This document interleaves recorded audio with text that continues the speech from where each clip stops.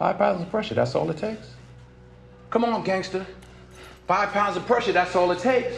5 pounds of pressure, that's all it takes. The Equalizer 2 brought back Antoine Fuqua and Denzel Washington back together to continue the story of retired agent Robert McCall, who at this point in the arc already decided he will help people to equalize the playing field. But with every sequel, especially when it comes to action-oriented movies, you have to up the ante. But how can you do that after a 4-year hiatus and an aging main actor that is supposedly a super agent? Let's find out. I'm Meffistoe. Like, share, and subscribe because this is my review of the movie, The Equalizer 2. You can find whatever you wish in Turkey. Yeah? How about a man who kidnapped his own daughter and took her away from her American mother? The Equalizer 2 starts off with a bang, an amazing action scene at a bar cart on a train in Turkey as Robert McCall takes care of an individual who supposedly took a little girl from her mom. If you've seen the original film, this won't come as a shock to you as Robert is cool, calm, and collective fellow with skills to pay the bills. There are two kinds of pain in this world. Pain that hurts.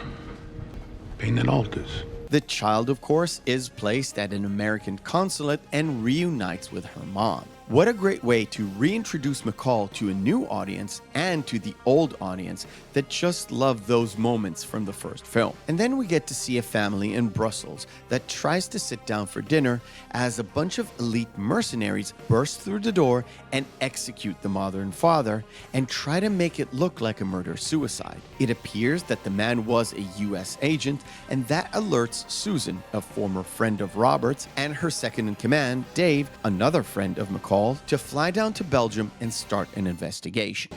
Texts, emails, no marital discord, no girlfriends, no boyfriends, no lovers. Meanwhile, we get to see Robert in his new environment. He is still in Boston, but now he works as a Lyft driver. Along the way, he keeps helping his Lyft customers, at least the ones that he deems necessary. Like a girl who was clearly abused in some sort of a party, Robert decides to equalize her playing field by bursting through the door and beating up some rich guys and making them pay for what they've done.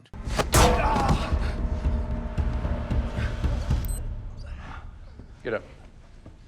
Get up. But he also tries to help an elderly fellow with his fight for the long-lost painting that he lost in World War II, mostly by listening to his story. The story kicks into high gear as Susan gets murdered in her hotel room in Belgium, and Robert will stop at nothing but to find her killers and bring them to justice. But this quest will uncover something dark from his past and shine a light on his decision to disappear from the CIA.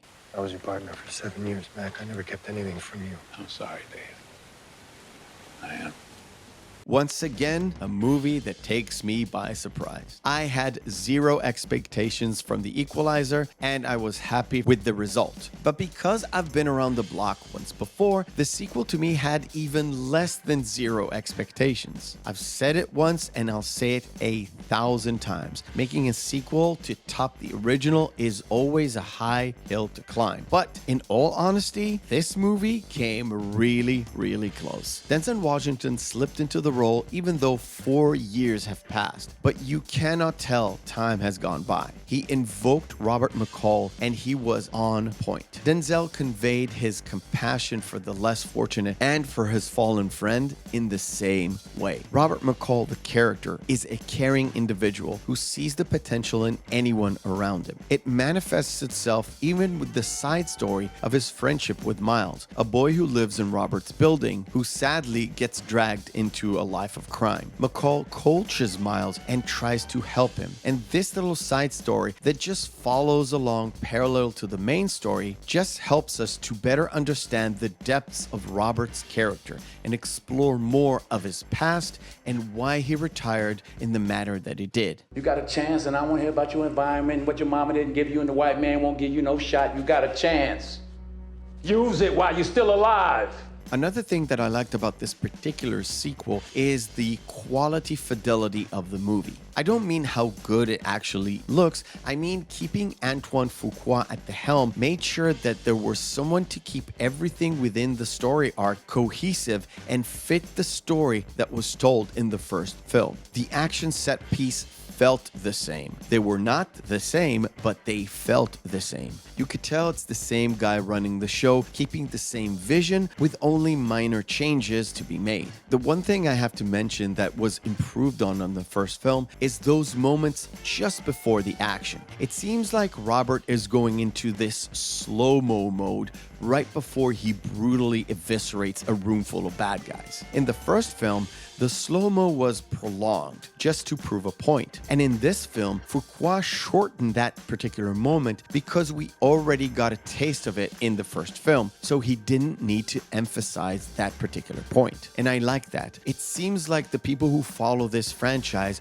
will know Robert goes into this moment where he analyzes the room. If I was to compare the two, I would say that the original was better than the second one. And I have to say that even though the runtime was 10 minutes shorter, it actually felt longer and more sluggish. The Miles storyline was necessary to the overall story, but at times it seems like it's disconnected and ultimately just served to up the ante when it came to the final showdown between McCall and the bad guys.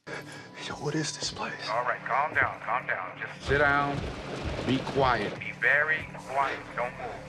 Regardless, I will still recommend you watch this movie because it is well made, well acted, and well shot. And even though I saw the plot twist from 2,000 miles away, I still had a satisfying ending, and Denzel's age played no factor in making the action look believable.